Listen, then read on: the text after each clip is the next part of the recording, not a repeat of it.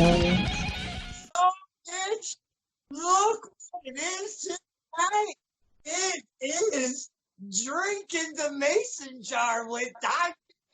and his very, very special guest, one referee, Bill, and he's part of Zebra Week this week.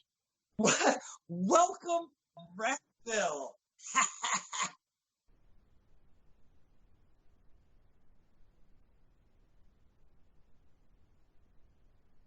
What are you drinking?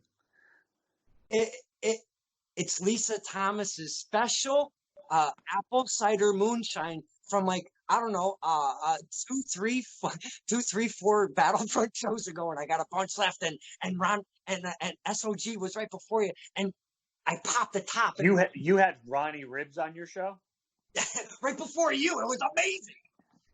Ronnie Ribs is awesome. Okay, first off, let me put this down because I've been sipping it in between, so this could be no, you know what? One more. Yeah, just have a couple more swigs there. God forbid that you were a journalist here and you were doing your job. Damn, a journalist. He called me a journalist. Oh my God, that's probably like the nicest thing he's ever said to me ever. Hey, Ref Bill, thank you so much for spending the time with us, the fans, and whoever's watching. Hopefully, it's not a little bit more than my mom, dad, and El Ref that watched this. So we'll hold. I saw your show with El Ref. It was very interesting. Oh, thank you. Wait, you watched my show? Yeah, well, I didn't have anything else to do. There's no wrestling on. There's no sports. I don't want to watch the news anymore. There were no cartoons. Let's see. The commercials were really bad. Yeah, there was nothing else on. I'm sorry. Well, hey, I almost feel a tiny little bit of love for nothing to do but watch Stir in the Pot. So, but I know it was El Ref, and you love you some El Ref. I do love me some El Ref. And El Ref, he loves you. I'll tell you that, man. Now, this is part of Zebra Week, and I got some zebras coming up. Oh boy. And I mean, hey, not that El Ref or Ref Bill aren't great gets, but wait till you see who I got coming later on. Who's that? Wait, you want me to spill the beans on my next zebras coming up? No, you don't have to spill your beans. It's like we know. We all talk. Okay. All right. Well, after this week, let's see if you're correct. Okay. We'll just right there. Well, El Ref was a blast. He had a lot of information for all of us to soak in and be part. What I like to do is pull the curtain back a little bit and look at you. You look beautiful with those stripes on. I got to say, you look gorgeous with those stripes on. Thank you very much. We always try to sport these whenever we can. I take mine off occasionally. El Ref, I think, wears them all the time. He does. And I asked him because he recently got married. Were you invited to the wedding? I was at the reception. Yes, I was there. Okay. All right. I did ask him if he was wearing the stripes, but he said, I was underneath, but don't tell nobody. But I'm telling you. That's funny. Funny. So anyhow, the zebras, they are a very intricate part of the whole dance wrestling. Okay. You've got the two performers that are already there, or athletes. I like to call them athletes, the superstars, however you want to perceive wrestlers. They are. But you need that third person in the ring, which makes the ref. And you guys are such an intricate part of that whole dance. And I like to get the insight now that I'm able to talk to the ref. Well, you actually answered my call, which was I don't even know what the hell that was. But anyways, I'd like to get some insight of the referees on what makes that dance tick with the referees. How difficult is it to get out of the way and not get a bump, as they say? Give us, the fans, a little ride on what it's like to be a ref and keep that all going. Well, it's I get that question a lot because people, and I think El Ref alluded to it also, the general thought process is that you go in the ring, you count 1, 2, 3. But it is much more than that. And again, he brought up some really great points. Miguel and I started together. We basically started refereeing the exact same time. You learn very quickly it is not as easy as it looks, because you have to look at the fact is that you are on an island, essentially. And you're on that island, and it's you, two other competitors most of the time, but you have, your tag team matches, your, fatal four ways, your 6-man tag team matches, 8-way tag team matches. And you're really in there, and, you're trying to make sure that everything is being orchestrated in a way where everybody's being treated equally, whether you have your baby faces or your heels. You're just trying to make sure that whole thing works together. And Miguel brought up a couple of good references in regards to being someone who is creating a symphony, or the baseball analogy is a catcher. And I look at it as really kind of being the one person in the ring who has to maintain that semblance of order, because there is chaos in the ring, depending on how big the matches are. There is a lot of chaos. You're the one that is really trying to maintain the order. And what happens is you become part of that match. And that's one really particular thing that I'll say that Mario Mancini, Paul Roma, and a number of different wrestlers that I've worked with from, House of Pain, I work with extensively. Keep drinking there. I don't want you to stop. Marcel Williams, just to name a few people, is you realize is that you're there and you are that third person in ring. We are that safety valve, and we're the ones that making sure that everything flows the right way. There are opportunities where people sometimes get hurt. You need to be the one to be able to identify that very quickly. You also have to understand is that some people, and I know you've seen some of the matches that we've all been involved with, from Paradise Alley to Test Your Strength. Some people move very quickly, and if you're in the wrong place at the wrong time, you could potentially take a bump or get clipped. So you really have to be watching, and it's really just being on top of your game all the time, and that's why we all take it, very seriously when we do it. You have to, because lives, injuries, and people's livelihood is on the line every single time. It's not like, oh, you know what, there's only a couple people here, we can just do whatever. It's always, every single time, no matter where you go, no matter where you show up, no matter what ring you get in, there's always that safety level that has to everybody's got to be with that mindset. And I see you many times all over the place. And I got to say, one of the most, and I mean, all bullshit aside, we've got this little thing going on, all bullshit aside, Ref Bill, one of the safest, one of the most professional, one of the vocal. I've heard that a few times. Just all around is what you want in a ref. And I've always enjoyed him. And as I grasp on the characters in wrestling, I find myself in the indie scene doing the same thing with referees. And woohoo, man, Ref Bill is a character and a half, and we have a lot of fun. But son of a bitch, he isn't one of the most professional referees I've ever met. Kudos to you, sir, for keeping everybody safe and yourself safe. You do a fantastic job, for real. Thank you for sucking up to me, but thank you very much. Well, I mean, hey, I wore a Ronnie Rich shirt for that guy. Are you kidding?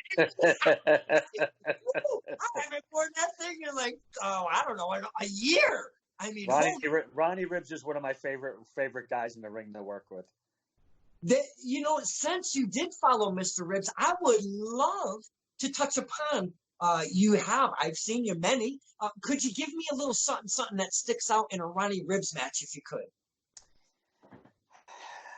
I would say, there's a couple of things. Both of them were funny to me. There was a match between him and Ty Shine where they were going back and forth, and Ronnie slapped Ty Shine in the face, and I was like, wow. And then Ty Shine slapped him in the face, and I was like, wow. And you look at it and you say to yourself, there was nothing pulled there. They were two nice slaps. The funny story I have personally with him is we were in the ring one time, and I said something to him. This is when I first started, and he yelled at me, and I was like, oh no, what's he going to do to me? And I got in the back and I says, are we good? Are there any issues? And he goes, no, you did a great job. I go, well, you yelled at me. He goes, that's my job. He goes, that's my job, is to yell at you. I said, oh, okay. He goes, and I'll probably do it again. And I was like, okay. But yeah, Ronnie's very tough competitor. There's just to hear him go back and forth and talk and yell and everything else. It's like, I'm entertained when I'm in there. I'm like, I say to myself, that's somebody I pay to see, not to mention the other people I get to work with, but he's definitely, I know there's going to be a fun time in the ring when Ronnie gets in there. It's like you can be a fan at the same time while you're working. It's pretty amazing, I gotta say. It is. It's very surreal. I think I'm probably, I came into the wrestling as a referee at kind of a later time. I'm, going to be 55 this year. So, I'm not as old as you, like 80, but, yeah, I came in a little bit later as a referee. And I'm somewhat, I think someone said I'm a little bit of an enigma in this business because you don't get many people coming in at that age. I try to just really be on top of my game. I try to physically be there. And just make sure that I enhance any match where I am the referee. My job is to work with the talent in the ring to make a good match, great, make a great match awesome, and so that the fans have a great experience and that the talent is safe and they perform to the level that they can. It takes many a thing to make all of what you describe happen, and I do stress that on these interviews, but it's something in wrestling that just has to be stressed, I think, because if everybody's not on that same safety level and somebody just wants to be a hot shot and do whatever the F they want or whatever, yeah, that's when it's like, whoa, pull that shit back and come on, let's gain some, unity again, Yeah, you have to gain perspective. It's like we're not there to take any, we're not there for the cheers. We're there to make sure that we call the match and that the talent, performers, the wrestlers get to do their job. And, the biggest compliment I could get when we finish a match is you check in, regardless of what happens, anything, any questions, anything. And someone says to you, says, I didn't even know you were there, and that's what you want to hear. It's like, no, good match. You may ask questions. There are things that I see that when I leave the ring, even when I'm in the ring, I'm like, there's something I did that I'm like, I didn't like. I know right away. It's like it didn't come off or it didn't work the way I wanted it to. And I'll question. I'm like, what about this? Did you see this here? What did you think about this here? And I'm very critical of my own performance. People say, no, I'm good with everything. So they're good with it. I go back and just reevaluate what I do and make any adjustments I personally want to make. Does that go vice versa? You asked the performers as they're done, they're coming out, and you're like, how did I do? But do they ever ask, hey, how did this go through, or how did this look, or any questions to even yourself post match? Yeah, you will get that. People will ask, and it's not even just your matches. It's my little pet peeve is if you're at a show and you're working as a referee, even if I'm not refereeing, which does happen. I'll go to a show. I'll go with somebody, whether that's the House of Pain, Marcel Williams, a Flash Waller, Zachariah Gibbs. It could be anybody. And I may not be booked for that show, but, I help with the ring or whatever it is to help out people. because that's what it is. You're trying to make sure that everybody can, do what they have to do. And someone will ask, like, did you see my match? My thing is that if you're at a show and doing what we do, to respect the business is to watch the matches. Most of it, you could, sometimes you can't watch everything. And people will say, what'd you think of the match? I'm like, I like this. And I try to stay in a very positive area. I'm like, I like this. I thought this translated over very well. I like this move. I'm like, and then other things I'll say, I think what the opportunities are. And they'll say something like, hey, yeah, this didn't come off well. I'm like, well, it didn't look that bad, but I understand where you were going with it. It could have been better, but I try to keep things in a very positive light because it's not easy to do what they do in the ring. No. And people will say, oh, this person doesn't do a good job. They're not very good. I'm like, it is very easy to criticize from 5,000 feet until you're sitting, and because you're a little closer than the business or a lot closer to the business than a lot of fans are. And when you're sitting in that squared circle or that ring and you have 5, 6, 7, 800 people staring at you, that's very, very scary, and that's, now that the ring is my home now.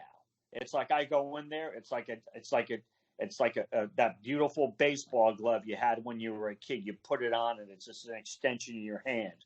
I get in the ring, everything changes. It's like anything I'm thinking of fades away. Any issues I'm having, everything just kind of comes over and just goes, and you just like, you take that deep breath and you're like, and you probably see me do it. I take that big breath and I'm like, here we go. And that's it. And that's the way it's easy. Like I tell people, I says, it's not as easy as it looks. Even to be, I'm not downplaying it. Ring announcing, very tough job. I know you had Mark Haggerty on here. A good friend of mine, Matt Decor, love that. I mean, Matt has just been amazing. And he got to sit under Learning Tree and Mark Haggerty for a while. Mark Haggerty, he's my absolute best friend in wrestling.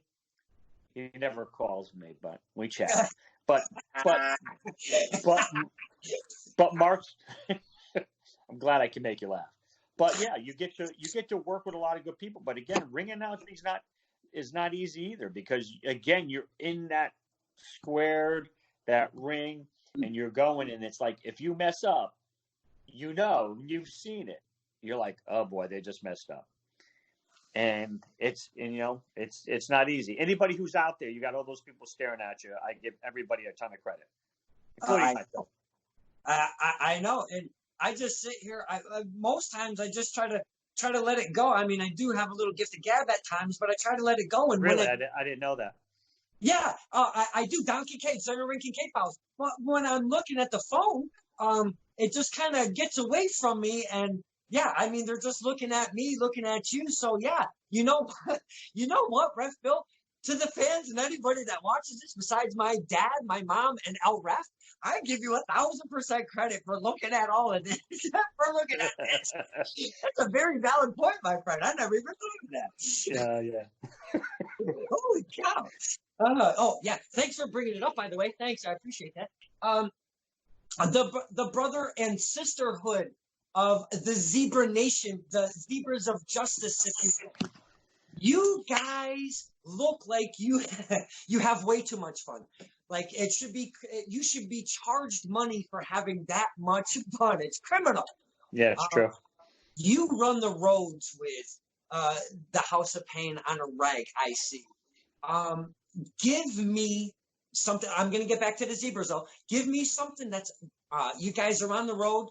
Usually, do you drive still? Are you still in the driver's seat? Yeah, I'm usually the one driving, and Akeem is usually in the navigation seat. Nick is in the back, and we're yelling at Nick through the entire ride. So it sounds about right. That sounds very logical. Could you give us, the fans, maybe a little fun road story? Because if there's anything between Ref Bill, Hakeem Ali, and Nick Payne, there has to be a gazillion of those stories. Just one, maybe 3, 4. How about 5 stories? Give us 5 stories. I would have to say, and we talk about this, they are clearly They're friends of mine, and Marcel Williams, Tri-State Kings. They do travel together, and I'm anointed the driver, which is fine because I've in my career, my real my shoot job, I guess you could call it. I do a lot of driving. I used to, so I don't mind the driving. But yeah, it's I think, let's see. I'm trying to think of. Well, they like the fact that I'm the driver, and when we're trying to get to a show, most recently we did the American Coliseum wrestling show with Kevin Apollo. Jeez. Yeah, and the running joke is that I basically break every traffic rule when we're going to a show. To hear that, I've heard that. Yeah, we were going to the mall, and I think it was Passaic Mall, and we were we knew where we had to go, but we couldn't get there because of the way the mall was set up. So legitimately, I just drove down the one-way street. I cut in one way, and we said if it was them driving, they would have been pulled over by every police officer in the county. Because I was driving, there wasn't. And that was one story. The other one is we had a show. We all went up together to New World Extreme up in Rhode Island. James Allen, nice promoter. And I'm lucky, and we're lucky, because I get to work with a lot of great promoters. Just mentioned Kevin Apollo, James Allen. You obviously know about PAPW. But we get all the way up. We drive up to the venue. It's an outside venue. We're up there early. We wanted to get there early, get lunch, kind of just settle in. So I pull up, and I roll down my window, and I look out the window, and I look over, and I just put my hand out, and James Allen goes, "Will Thompson." And I says, "Yeah." I said, "Ref Bill," he goes, "Awesome." He goes, "Great to see you. Could park over there." And I looked up and I says, "Hey, I got House of Pain in here and Marcel Williams." He goes, "Okay, go park over there." So the joke with them is like they were not even being considered they're like, it was me that was the superstar. And the phrase is that I'm really big in Woonsocket, Rhode Island. So that's just a couple. I mean, there's some stories, there's some stuff I can't tell you. But no. Yeah, we don't want to hear those. We don't want to hear those. Yeah, no. But yeah, we were I drove House of Pain. I was coerced into driving the House of Pain to Canada. What? Yeah, we drove to Hannibal's promotion up out of Montreal. And we left Connecticut at 7:30 on a Sunday morning. We drove all the way to Montreal. And as Nick and Akeem will tell you, I decided to play around with the border and customs agents when we were trying to get into Canada. And so they would ask me a question. I'd throw something back. And they looked over, they go, "What are you doing?" I says, "What? We're not getting pulled into customs to get checked?" They're like, "What do you mean?" I go, "Look at us." I go, "I would check us if we came over." I says, "At least let's have some fun with it." We got pulled. So we finished, and they go, "Thank you." And I says, "Have a nice day." They go, "Pull over in there." So they pull over. They get us out of the car. They're checking our IDs. Of course, they're like, "What are you guys doing up here?" We're like, "Oh, we're going to a wrestling seminar." And they're like, "You drove 6.5 hours to go to a wrestling seminar?" And of course, the customs agents have no personality at all. I go, "Look," and I looked at them. I go, "Well, no one said we were smart." and they didn't crack a smile. They went in, they looked at our stuff. They came out, they're like, "You're driving 6.5 hours here and then 6.5 hours back for a wrestling seminar." And I was like, "Yeah." And Nick Payne likes when I use my old white guy voice. Yeah. I do a little thing where I go, "Zippity doo-dah." And they basically gave us our licenses and IDs back, and we're like, "Get the hell out of here and keep driving to Montreal." So it was good. We had a great time. They had a great match. I got to meet Hannibal, and it was a good time. And we got back the next morning. I'm sorry, we left at 8:30 on the Sunday. We got back to Connecticut Monday morning at 7:30. We were completely shot. Holy shit. Okay. I am dying, and I hope I don't forget a couple things, but you did drive 6.5 hours for one seminar. The people that I've had, I tried to give advice, and the last one was, do the drives. There was Ronnie, and there was Chad Epic. There was many. Do the drives. You went 6.5 hours for one seminar. 6.5 hours one way. Yeah, one way for a seminar. Yep, 6.5 hours there. Then we were there, and they actually did a match. We extended the truth when we were at the border because they get a little quirky up there, and then we drove 6.5 hours home. It was. We were on the road for 13 hours. Wow. Yeah, it was an absolute. It was funny as hell. We had a great time, and it's just one of those funny, quirky stories. So. You went up there to gain experience for the business because it's a never-ending learning. It's never-ending learning in wrestling. So you went up there with the attention. You have to pay money to get into these seminars. You go up to the seminar. You leave the seminar. There's plenty, I am sure, to say on the way back. Did you feel like you gained the experience that you were hoping for, or at least a little something when you left your seminar? We used the word, it was a seminar, but they were actually working. Oh, I got you. Me and you, I got you. Hopefully there's nobody from Canada on here, but I don't think we have to worry about this with this show. Nothing personal. Oh, but it was a really great experience because you got to see, it was a huge arena. I think I'm going to say they probably had 1,500 to maybe 2,000 people. Hannibal, who is a legend up in Canada, and most people know him from around in these areas. If you're a wrestler, you've seen his documentaries and a lot of different stuff he's done. He's got Hannibal TV. He's got some of the great Canadian stars up there. He was very nice. He's got a couple of people that I think have gone to the WWE Performance Center. It was just something I wanted, and you never know. I brought all my gear. It didn't work out that time. I learned a little bit because there was someone there who was like, when you if you come back here, you have to make sure that you say something because you always use a good referee. And at that time I was still learning, which you're always learning. It never ends. But it was a great experience. I learned a ton. And House of Pain tolerates me, and I think it's because I drive, and they're like, just keep driving, So when we get to stop off and we eat, and we have a good time. They are who they are, so they're fun guys. They're fun guys when you get to know them, but when you get in the ring, it's a really different experience. I'm going to get to that real quick, but you mentioned the zippity doodah thing. That sounds effing hilarious. So I would like to see if I can make some kind of a deal with Ref Bill right here, right now, with the fans. I hope it's not my mom, dad, and El Ref. I would like to make a deal. You do one hell when Ref Bill, and I say he's professional and all of that, and I do truly mean it.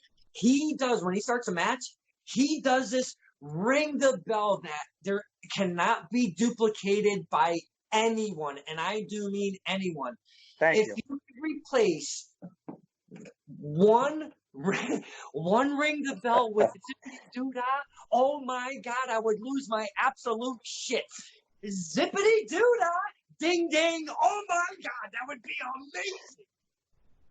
I think we might be able to sneak one of those in there. Yeah. We'll see. Oh my God. Hopefully it'll be in the middle of the show. Nobody will pick it up except you.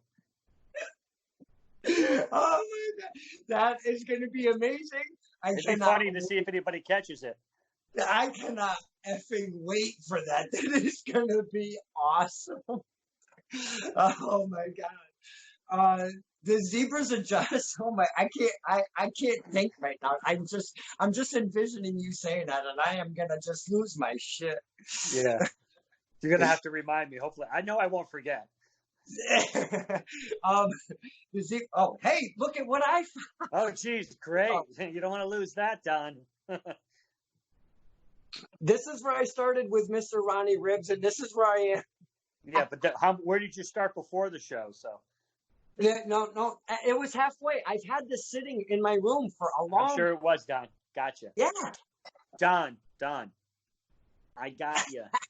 Yeah. Zebras of Justice. You guys are a nice little clique going on. You have a lot of little fun. Maybe a little too much fun for one ref, Gina. Blue shoes. The camaraderie between the zebras of justice right now. You guys are having a lot of. Is that the word camaraderie? And Zabranos of were the Zabranos of? Is that like the Sopranos and Zebras together? Maybe I should switch over to Pepsi, huh? Maybe you should switch over to water. The Zebras of Justice, a camaraderie between the clique of the Zebras. Did I say that right again? No, you said it wrong, but it's all right. No one watches the show anyway. So. Talk about the friendships that you've made throughout. Yeah. Give us some of that.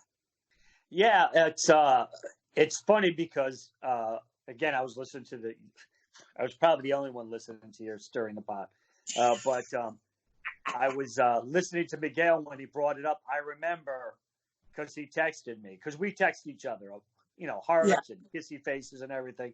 And he's he's a great guy. I absolutely love Miguel. He's one of my favorite people. I don't get to see him enough. He's got a beautiful wife. He's got a beautiful daughter. And he said something about, we're like the shield of, referees. And then he said something, he goes, Zebras of Justice. And I said, holy crap, that's funny as hell. And we started talking about it. And he goes, yeah, John is, Seth Rollins. He goes, I'm Roman Reigns. I said, there's only one left. And he goes, you're, Dean Ambrose. And I started laughing. He goes, because there's certain stuff that goes on that you guys don't pick up on, but I'll do it. And Miguel will just be like, holy shit, I can't believe you did that. And we started talking about it, and I got to hand it over to, it was Paul Perez put together a little video for us.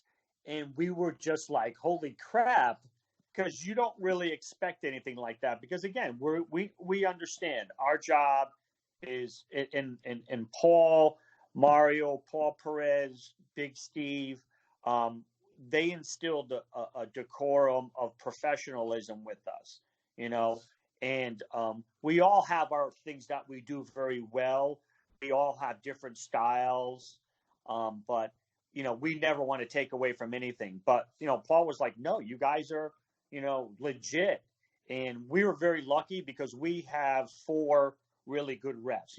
It was John who really, when we first got there, John took over the reins from a former referee. And John, really for probably 3 months, maybe close to the 4, was doing a lot of work himself while we were training. And John would work with us during practice. John would work with us when we were at the shows, when we weren't working. I mean, Miguel and I must have moved, I don't know, up until we got into the first time we got in the ring, which we do even now when we're still refereeing. We help with the ring. I mean, we must have done the ring 100 times. And it gives you a respect for what goes on in the business. I mean, we know flat out, could do the ring ourselves. If we had to, we could all do the ring ourselves. But what happened is that just kind of came together. John was tremendous to us. And then we got into our first show, and we kind of took a little break because that's what we did in the summertime. I ended up doing a fan appreciation show at our school. Paul gave me a ton of compliments. We did I think that was our second or third Diesel Mania. That was Miguel, John, and I together. And Paul basically said, hey, you guys, tremendous job. And that was really, we knew we were okay when Paul stopped calling Miguel and I Mr. Potato Head, so, and Paul's got a lot of confidence in us. Like Miguel said, it's like he's like, he used to put the matches and tell us what we were doing. He doesn't even do that anymore. He's like, He goes, you guys know what you need to do, you know? And if there's something he sees during the show, he'll tell us. But we've taken more of that leadership role where, Awesome. there's no ego with us, and Gina was a nice piece to come in too. Gina's somebody that I knew. She was working with Test of Strength. She came in. So I think we probably, as a core, we probably have the strong referee core. You, And go ahead. you absolutely do, because I know you're not supposed to, be like part of, like you said, how did I do? Well, I didn't even see you. That's part of your job, is to not, be a referee, do your job, but not be part of the match, if you will, I guess, to take away. So when you get to find a nice array of referees that can all work well together and in the ring, that's got to be fantastic for a company, because now it's just, you don't have to worry about a bad seed or anything when it's all kind of meshed. Yeah, there's really not any egos either. I mean, it's like, you've seen me. I work a lot of shows. I work all over the place. Some places you're even surprised to see me. And when we do our stationary, like John and Miguel really just do PAPW. So when we have everybody there, it's really like, they're, what do you want to do? I'm like, you guys take whatever you want to take, whatever match you want to take, just take it. There's no ego there. It's like, because we want them to have that much more, if it's a Friday night show and we got 8 matches or 7 matches, if I do 1 or 2, that's fine. If Miguel and John do 3, Gina's there and she says, well, I'll do this one, we're just like, yeah, as long as they kind of get to do a little bit more, because they don't get to work as much as we do. And that's the beautiful thing. It's like we have a really good relationship, and we get along very well, and the whole thing, like I said, the whole Zebras of Justice thing. It's a nice thing because we have a lot of younger fans too. We got Sign Boy. We got his father, Louis, Rick Del Santo, a young man that's there, Gavin with his grandmother. I always forget his grandmother's name. They come up to us. We have another gentleman there. I forget his name also. I apologize. But people are like, how you doing? Where's Miguel? Oh, where's Gina? Oh, Ref Bill. We're like, it's for us, it's like we're getting to live our dream, and even when we get, because we hear, slow count ref, we hear the, slow count Ref Bill, what are you doing? Or come on, El Ref, or you boo, we hear it, but we know deep down inside, it's just, you're caught up in the moment. And whenever we hear that, we're like, well, they're paying attention, and it's for us, it's like when people are like, the main thing that comes out is like, did you guys have a good time? We had a great time. We love watching your work. That's it. That's all you care about. Yeah, because the end product for wrestling is usually what you kind of have to find out. Sometimes it's by footage, sometimes it's by the fans, but you always need to kind of figure out what that end product became of, and it's the fans at PAPW are always a good time. And I wanted to touch upon when you're in the ring and the fans do jazz you a little bit. Mm-hmm. I noticed some referees are very, very stone cold faced, but I also notice, which I absolutely love, Ref Bill. He's a good guy. He's a professional referee. But son of a bitch, if that dude his smirk comes and, oh man, that tickles me pink, and my dad laughs even harder than I do. It's so amazing when we get you to smirk a little bit off of something stupid. Oh my God, my dad gets a kick out of it. I like your dad. Your dad makes me laugh because he sits out there. He's so nice. And I get to see you when I walk by you, and I'm like, I get to do my thing. I hate you, Don Kincaid, and quite a few people have commented. They're like, why do you hate Don Kincaid? Or some of the stuff that we've done. And it is funny, but legit, there are things like you guys will say, and I try not to crack a smile, but every once in a while I give you a little bit of a smirk because you need to hear that too. It's like, I heard you son of a bitch, you know, you know, you know. Those are so good times between the fans, and I know we're not taking away from the match, but son of a bitch if it's not such a good time, Ref Bill. Well, it's like you guys know when you say something funny, or works on the other side too. It's like when we say something funny, it's you're like, you laugh, you're like, and you say something in the heat of the moment, and you hear everybody laughing. You're like, what the hell are they laughing about? And it's like I think recently, what was it, the Test of Strength show with your favorite guy Ichiban. Number one Ichiban. Yes. And when I said Ichiban, I go, I counted two. I go, Ichiban number one, you got number two, and the fans kind of popped on that, and they were laughing. Yeah, we lost our shit.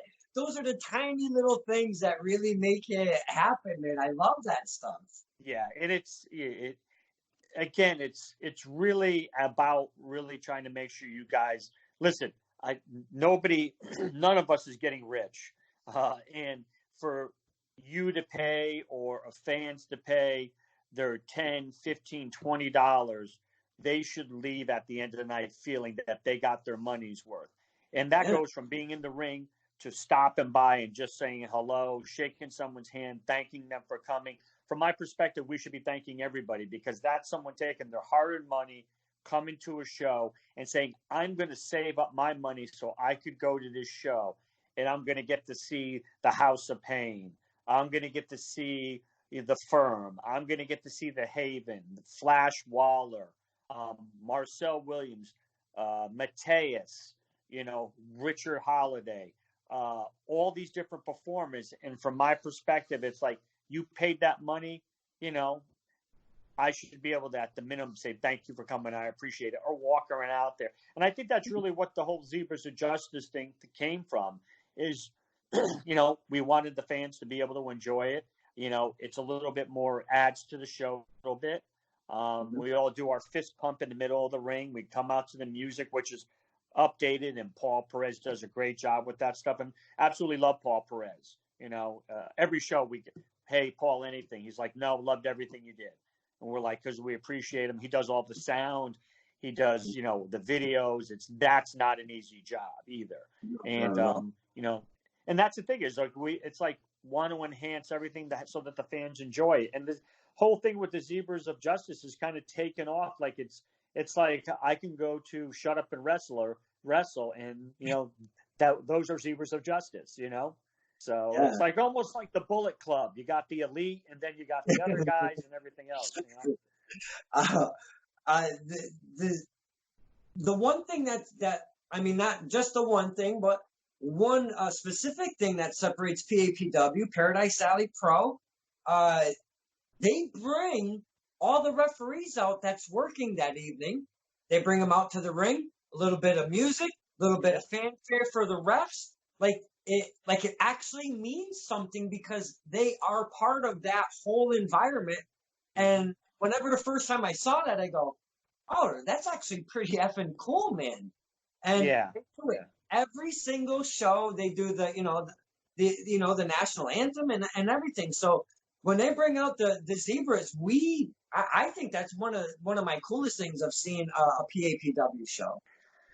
Yeah, I think I just think the whole attitude as far as what we bring and again, you try to be very careful about taking away from anybody. But right. I look at it, and we've talked about it, it's like that's such a small part of what the show is, and people enjoy it. I know a couple. I think if memory serves, I think Battlefront Pro, Dan Gore's show, I think they do that also.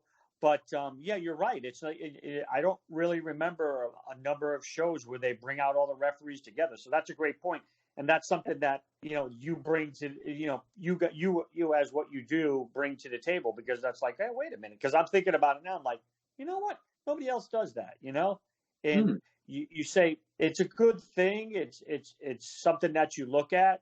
But I think the refereeing quality in this area is very good. I mean, you have guys, Kevin Quinn. I'm sure you've seen Kevin referee for Limitless Beyond. He does a number of shows all over. Vinny Lax, guys that I watched in the ring. And I've got to meet. I mean, I've worked with Kevin. I've talked to Vinny, and, and they given me pointers and talked about things. Gina and I did a seminar down at Chikara where we drove all the way down to Philadelphia. I think it was around this time, maybe a year ago, give or take. And we went to a Bryce Remberg seminar together, and we got to work out of a Chikara ring. And Gina does some work with Chikara now. So it's like there's a lot of stuff that's going on with, the whole thing as far as the group and the Zebras of Justice, and, it's a good group of people. It's like legitimately, I said to Miguel, I legitimately miss seeing those folks and my brothers and sisters there, not to mention everybody else. Yeah, I mean, we're all bound up here because, everything just came to a total standstill. And, we're just kind of all doing our thing now. Oh, speaking of which. Great. It's getting stronger. Oh, my God. Yeah. Awful. I mean, it's good, but it's strong. I'm not a drinker. Man, am I. You're not a drinker. No, not at all. What's your shirt say? I want to get to this. Dirtbag Dan. Yes. I've seen one Ref Bill, one L Ref, and many others take the old armpit. Yeah, it's pretty stinky. Dirtbag Dan is one hell of a character. I love me some Dirtbag Dan, and I know he's loved in the back behind the curtain no matter what he's doing out in that ring. Give us some insight on Dirtbag Dan because he's such a crazy guy. And how do you take a chemical warfare? Let the fans know what's up. Extra deodorant before the show for myself. And then I put Vicks Vapor Rub under my nose because at least you get the nice smell going through there. And then, you just realize he's going to do it. And God bless him. He's a fan favorite. Dan and I did a match at Paradise Alley, Friday Night Alley Fights, where how did it come up? Is where Dan was doing who he was doing, and I yelled to Dan, "You got two, dirtbag!" And the crowd started to chuckle. Me not really thinking too much about it. I kept on saying it before the end of the show, before the end of the match. The crowd is, the fans are going crazy and laughing hysterically. And I went back. I said to Dan, "I'm so sorry." I says, did I do anything wrong? And he hugs me. He goes, "I love you." He goes, "Literally, you put me over in this show." And he's a good wrestler too. He wrestles some really extreme stuff. I know you were at Battle Club Pro Extreme. He did a hardcore match. It was just a complete mess. I've done a couple of his hardcore matches between him and Necromancer, up at Battlefront. Good dude.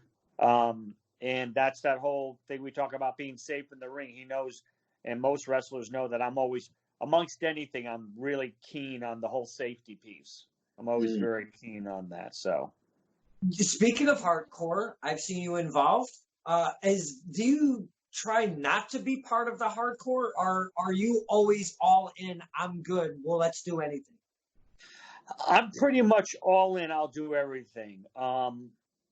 And sometimes not everybody wants to do the hardcore matches for obvious reasons.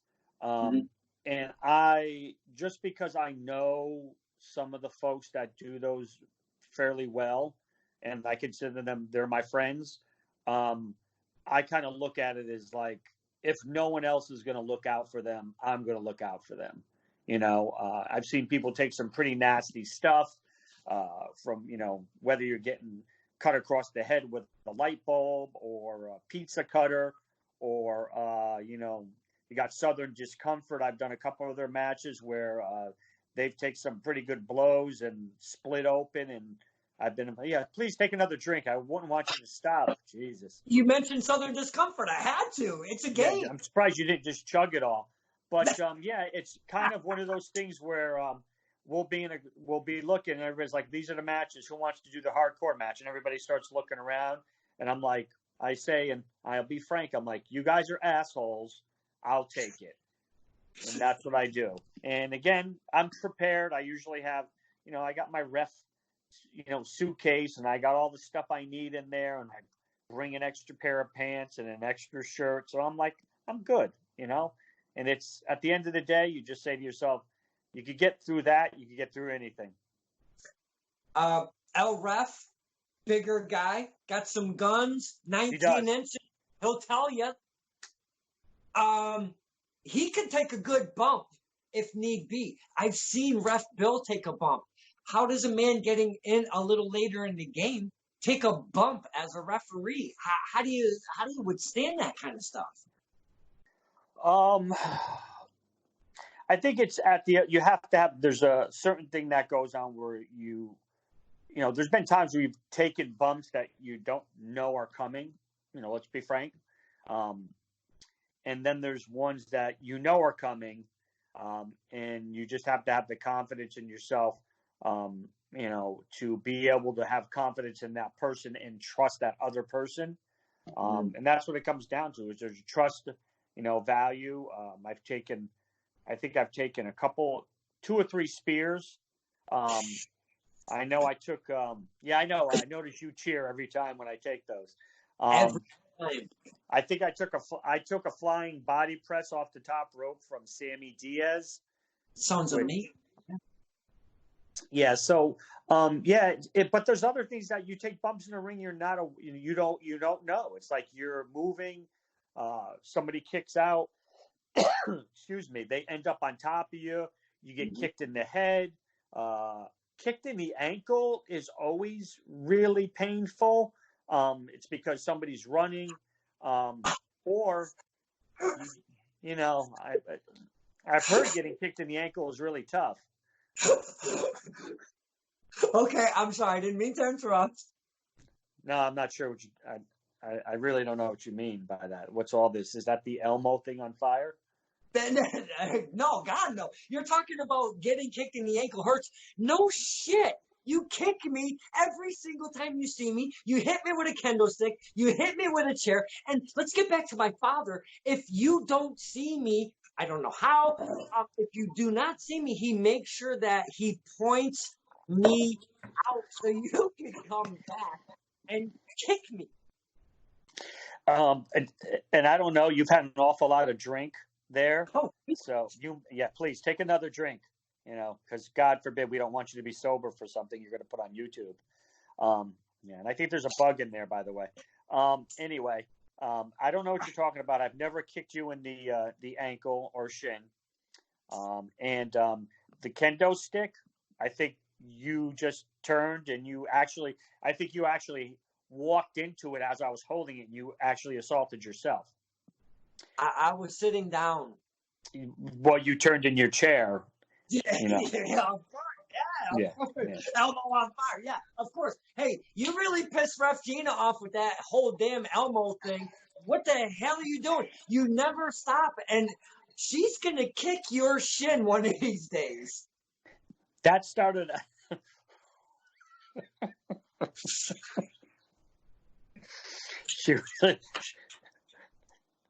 Gina does this thing online where she'll put something like, Gina, she'll put me, this is what she says. She'll like, Don Kincaid, this is what he said. I say this to Don says this to me.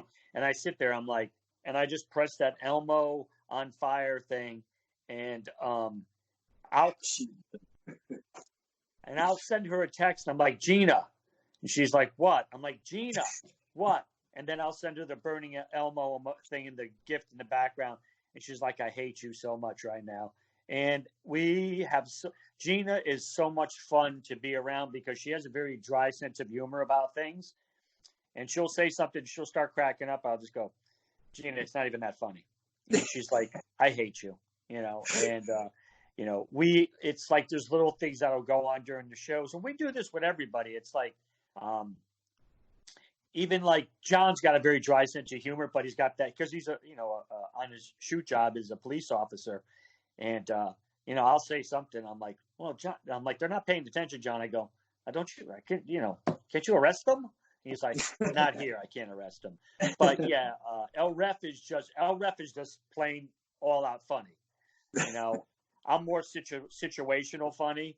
Like there's just something I'll say and it'll just work. I can't tell a funny story to tell my life, but save my life. But we have a good time, and those are just it's just some really good stuff. And Gina's a really good sport about everything. I've driven with her a number of times. Sometimes she'll put something. She's like, "Hey, what's going on for the next show?" Elmo with the flames behind it. He's like, "Really?" And then Miguel will send it, and then I'll send it. And then we go back. And it's like after 25 times, she's like, "Thank you so much. I appreciate your help. I hope you all go to hell." So. Well deserved too. Excellent. Yes, well deserved. Both of you. Yeah. Come on. But either I'm really funny or you're really drunk. No, probably drunk. But I love those stories, Ref Bill. This is why I do this because. Do you think these kind of things are going to come out not just to me and you hanging out, but we get to talk to at least my mom, dad, and El Ref through this thing? So. I mean, I like to share these stories to at least those three people. I mean, these are the things we wouldn't talk about. Yeah, it's you know what? It's like and for all seriousness, I've watched quite a few of these, and I know you've been doing them. And we talked about doing Stirring the Pot, and I was like, and that's why I was like, I want to make sure I get it done because it's to kind of just put everything to the side. You're a great guy. You've been so good to all of us.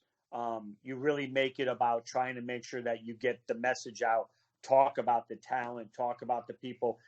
We have a lot of respect for what you do. Absolutely love Pops. I think something came up on my Facebook page and I think you commented on it. It was probably like 2 years ago, a picture, so, and this is our extended family, and it's like you don't see people. I've talked to a number. I would say in the last 2 weeks, I've probably messaged and texted probably 50 to 60 people, just checking out on them, seeing how they're doing, and just hey, we're thinking about you. And I think I sent out something today, just a picture from one of our shows that was up on the Jumbotron, just telling all the fans, hey, we're thinking of you guys. And when all this is over, I think there's going to be those first couple of shows, I think will be very memorable for people because people are going to be cooped up. They're going to be out there. And I think it's going to be a really good thing. And, you guys have all the fans that you talk with out there and you look at and you go back and forth. And we see that too. Clearly, just keep on drinking, Don. I don't even think you need to be here anymore. I'll just take over the show. We'll call it Chatting with Zebras. But it's one of the things. This is a very good thing you're doing. I think not that we didn't have respect for you before, but we really do now. And hopefully nobody will kick you in the shins again. So. I cannot stress how much I've enjoyed talking to every single person way back before the Skype thing started. But since this Skype thing started, I've had a farther reach. And man, this has been really cool for me because, I mean, I do have to still go to work during the day, but when I'm coming, when I'm home, this has been fantastic. And the relationship, we used to love each other. Mm-hmm. It was very warm and very tender for quite some time. Yeah. All of a sudden, he started kicking me. I think I booed him or told him he sucked one day, and things have never, ever, never been the same again. Who are you talking about? So anywho, uh, PAPW, that is your home. Can I say that? Yeah, PAPW is my home. Trained there, student there. I've been very lucky because I've been able to branch out and work with other places. But PAPW is my home. Got lucky because I was able to go out and work for Battlefront, Dan Gore. Got lucky, was able to work for Test of Strength, Slick Wagner Brown. Just a number of different places. It's like I've kind of been all over. I've touched a lot of different places, and I got to give Mark Haggerty some credit there because Mark and I started at the same time. I think Mark might have been in a little bit earlier than me, but I had some conversations, and he's like, get out there. He goes, see who else is out there, I've gotten lucky. I work for New World Extreme. I've done some stuff with ACW out of New York. I got an amazing opportunity with the guys from GoPro when they put their show together in Jersey. I worked with Nick Shin. Gina and I were at that show. We worked with Nick Shin, who's out of Jersey, great referee. And the guys at GoPro Wrestling put, I think it was Go Big or Go Home. I got to do a match with Crowbar and Anthony Green. Nice. I got to work with Killer Cross.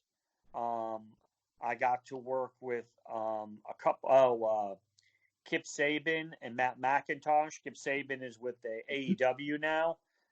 Killer Cross is going to be with the WWE, but doing some stuff with MLW. Battle Club Pro out of I think they were out of Queens, but just great group of people there.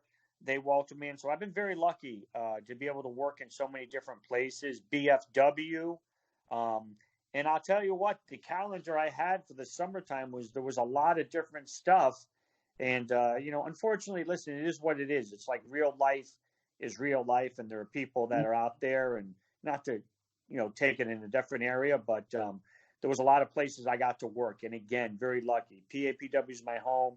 Mario Mancini gave me my start. Paul Roma, Paul Perez really worked with me. Miguel and I working in the ring Saturdays with Paul Roma, getting thrown over the top rope, getting thrown through the middle rope, getting tossed across the ring, doing this. It's like, we paid our dues and continue to pay our dues, and there's not a moment that doesn't go by where you look at and you say we're pretty damn lucky, and that's how I look at it. Ref Bill, living the dream through refereeing. That is something comfortable you are with. You don't want to maybe commentator or anything. Referee is good for Ref Bill in the referee industry, in the wrestling industry. I do. I have branched out. There's stuff that I'm working on for now. We obviously have our Friday Night Alley fights. I kind of do. I'll toot my horn a little bit, but Nick Payne and the guys that really put that together. It's equivalent to the NXT for WWE. We get so much different talent there. I do a lot of the productions for that, lighting, making sure everything's set up for the ring, anything that we can do to enhance, the overall production of it. I do that. I'm working on some stuff as far as kind of in the back end stuff where I'm just trying to be more involved in the overall production of the show. And that's been something that I kind of put myself in, just understanding more of what to do in the background. Also looking at, I know how to work the ring. I know how to put the ring together. So I try to do a lot of those different things. The bigger shows are a little bit, I don't want to say easier because you have people there, but the alley fights is a very, show starts at 8:00. People are coming in until 7, so I make sure that is really set so that helps us out. And when the talent gets there, all they can do is just have to work on what they have to work on. And Nice. so, yeah, I see there's stuff that I'm working on. And, we just want to ride this thing out and then see where everything happens in the next 2 or 3 months. I'm sure everything has a place and everything has a path and everything lands where it lands. So I'm not too worried about where things are because the universe usually has a plan and you're just riding along until you get to that place, Absolutely. I am riding this right along. I am You are. so with you. You're going to be riding that right to your bed. Look at that. There's a nice a cinnamon stick still sitting in there. It's beautiful. That's not a cinnamon stick. Well, it's a cinnamon something. No, it's not. It's probably a giant worm that's fermented in there. It's turned into a stick. Maybe it is. Maybe it is. Referee Bill, this has been,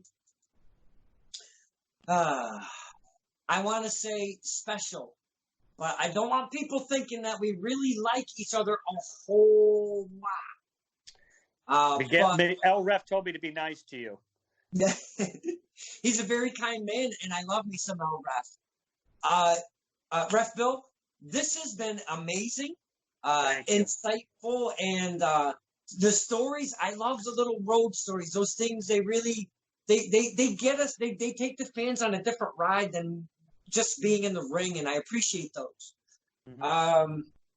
This has been a hell of a ride, along with a little bit of Ronnie Ribs pre-party, if you will, tailgating with Ronnie Ribs.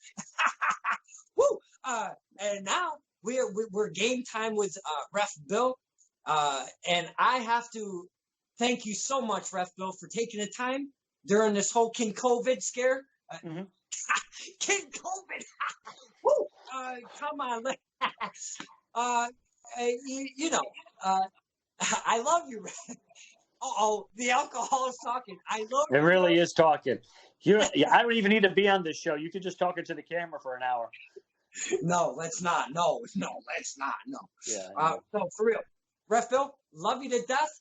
You've been one of my favorite guys in wrestling that I've ever met. You are always you're gracious with your time.